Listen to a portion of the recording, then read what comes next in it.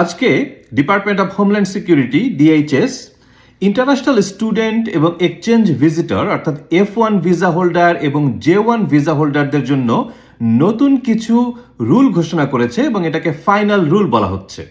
এবং এই ফাইনাল রুলে যেসব পরিবর্তন এসেছে সেইগুলি আমি একটু পরেই বলছি, কিন্তু তার আগে আমার একটা ইনফর্মড প্রেডিকশন বলি। সেটা হলো যে এই ফাইনাল রুলটা খুব বেশি দিন টিকবে না। কেন ঠিকবে না সেটা একটু ব্যাখ্যা করি, তারপরে আমরা মূল আলোচনায় যাচ্ছি।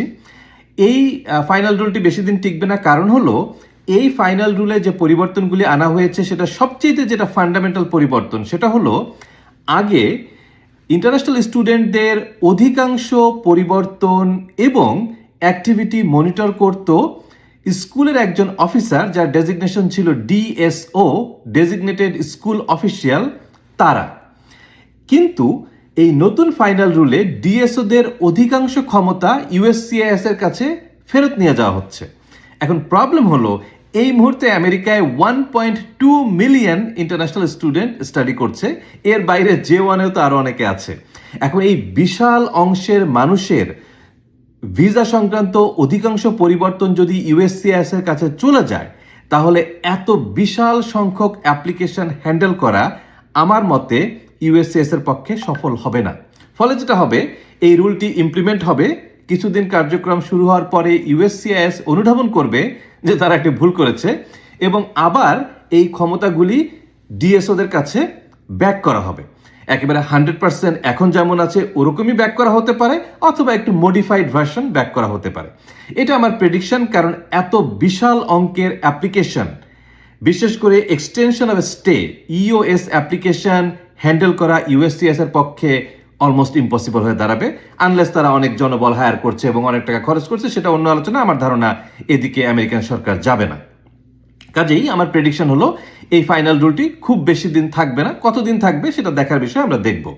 এবার আমরা আলোচনা করি যে এই ফাইনাল রুলে কি কি আছে এবং এর দ্বারা কারা ক্ষতিগ্রস্ত হবে। প্রথম যে বিষয় সেটা হলো যে এখন আগের সিস্টেমে যখন কেউ ইন্টারন্যাশনাল স্টুডেন্ট হিসেবে আমেরিকায় আসতো তারা 5 ইয়ার্স মাল্টিপল এন্ট্রি ভিসা পেত। এখন সেটি কমিয়ে 4 বছর করা হচ্ছে, তার মানে 1 বছর কমিয়ে দেওয়া হচ্ছে।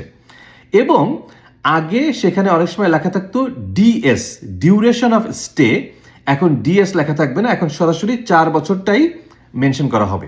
এবং এই 4 বছর শেষ হওয়ার পরে আপনি যদি এক্সটেনশন করতে চান তাহলে আগে যেমন আমরা ডিএস এর কাছে গিয়ে জাস্ট একটা I-20 রিনিউ করলেই যতদিন পর্যন্ত নতুন I-20 আমরা পেতাম ততদিন পর্যন্ত আমেরিকায় থাকতে পারতাম, সেটি আর থাকছে না। আমাদেরকে USCIS এর কাছে এক্সটেনশন অফ স্টে US এর জন্য আবেদন করতে হবে এবং তারা পর্যাপ্ত ভেটিং করবে, নতুন বায়োমেট্রিক নিবে, ব্যাকগ্রাউন্ড চেক করবে, ফ্রড স্ক্রিনিং করে তারপরে এটা অ্যাপ্রুভ করবে এবং অ্যাপ্রুভাল না পেলে আপনাকে আপনার নিজের দেশে ব্যাক করতে হবে।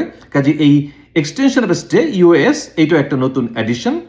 আরেকটা নতুন চেঞ্জ হলো যে আগে গ্রেস পিরিয়ড ছিল 60 ডেজ, সেখান থেকে কমিয়ে 30 ডেজ করা হয়েছে। আমার মতে এটি মেজর কোনো পরিবর্তন না, কারণ ইন্টারন্যাশনাল স্টুডেন্টরা আসলে গ্রেস পিরিয়ড এমনিতেও আগেও খুব একটা ইউজ করতো না। কাজেই এখনো মনে হয় এটার খুব বেশি ইফেক্ট পড়বে না। আমি সবসময় সবাইকে অ্যাডভাইস করি গ্রেস পিরিয়ডটাকে আপনারা আসলে হাতে ধরবেন না, গ্রেস পিরিয়ডকে কখনোই কনসিডার করবেন না। এটা একটা গ্রেস পিরিয়ড, এটা একটা ট্রানজিশনাল টাইম। ওইটা হলো একেবারে এক্সট্রিম বিপদের বন্ধু। সাধারণত আপনার যে কোনো মেয়াদ শেষ হওয়ার আগেই অন্য যেখানে যাবেন সেটি আবেদন করবেন। কাজে এই 60 ডেজ থেকে 30 দিনে নিয়ে আসাটা এটা আসলে মেজর কোনো পরিবর্তন আমার দৃষ্টিতে না। আর একটা হলো প্রোগ্রাম চেঞ্জ রেস্ট্রিকশন, মানে আপনি একটা প্রোগ্রামে আসার পরে যদি অন্য প্রোগ্রামে যেতে চান সেটার উপরে কিছু রুলস অ্যান্ড রেগুলেশনস আরোপ করা হবে। কি রুলস অ্যান্ড রেগুলেশন আরোপ করা হবে এটা এখনো বলা হচ্ছে না। ধরে নিচ্ছে হয়তো ওই বায়োমেট্রিক, হয়তো ভেটিং, ফ্রড স্ক্রিনিং, এই বিষয়গুলিকে অ্যাড করা হবে। এতে হয়তো প্রসেসটা একটু কমপ্লেক্স হয়ে যাবে, একেবারে বন্ধ হয়ে যাবে না। এই হলো পরিবর্তন। আরেকটা বিষয় হলো বর্তমানে যারা আমেরিকায় আছেন, অতীতের রুল অনুযায়ী যারা ভিসা নিয়ে আছেন তাদেরটাও অটোমেটিক্যালি এই নতুন সিস্টেমে ট্রানজিশন করে নিয়ে আসা হবে।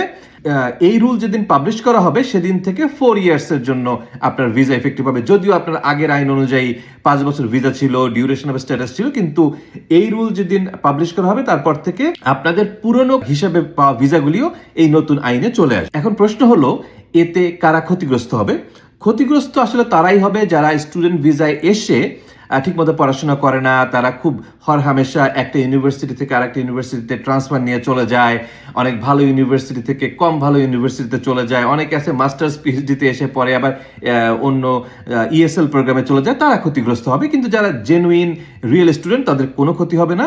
এবং অ্যাজ আই সেড আর্লিয়ার, যে আমার ধারণা এই রুলটা আসলে খুব বেশি দিন ইফেক্টিভ থাকবে না। একই সঙ্গে আরেকটা খুবই গুরুত্বপূর্ণ বিষয়, সেটা হলো যে চেঞ্জ অফ স্ট্যাটাস, মানে ধরেন আপনি B1 B2 তে এসে F1 এ যাবেন বা F1 থেকে B1 B2 তে যাবেন, এই চেঞ্জ অফ স্ট্যাটাস সংক্রান্ত বিষয়ে কিন্তু এই নতুন রুলে কিছুই বলা হয় নাই, কাজে এটি আগের মতোই চলতে থাকবে। কাজে আপনারা যদি কেউ চেঞ্জ অফ স্ট্যাটাস করতে চান, আমি আপনাদেরকে হাইলি রিকমেন্ড করবো অ্যাজ সুন অ্যাজ পসিবল করে ফেলেন, কারণ এই নতুন রুলটি ফেডারেল রেজিস্টারে পাবলিশ হবে এবং পাবলিশ হওয়ার 60 ডেজের পরে এটি ইফেক্টিভ হবে। কাজেই এটির ইফেক্টিভ ডেটে যাওয়ার আগেই আপনারা যদি চেঞ্জ অফ স্ট্যাটাস করতে চান, আমি আপনাদেরকে হাইলি রিকমেন্ড করব সেটি করতে। এতে আপনারা এই নতুন রুলের আওতায় পড়বেন না। তো এই ছিল আমার অ্যানালিসিস নতুন রুল সংক্রান্ত বিষয়ে। এই নতুন রুল বা যে কোনো বিষয়ে আপনাদের যদি কোনো প্রশ্ন থাকে, আপনাদের যদি কোনো কনসার্ন থাকে, আপনি আমাদেরকে জানাবেন। আমেরিকার ভিতরে যে কোনো ব্রাঞ্চ অফিসে আসতে পারেন, অনলাইনে যোগাযোগ করতে পারেন, ইমেল করতে পারেন। আমাদের সাথে যোগাযোগ করার আসলে ওয়ের কোনো অভাব নেই। আশা করি আমরা আপনাদেরকে সর্বোচ্চ সততা এবং নিষ্ঠার সঙ্গে সঠিক পরামর্শ দিয়ে সাহায্য সহযোগিতা করতে পারবো। ভালো থাকুন, সুস্থ থাকুন, দেখা হবে।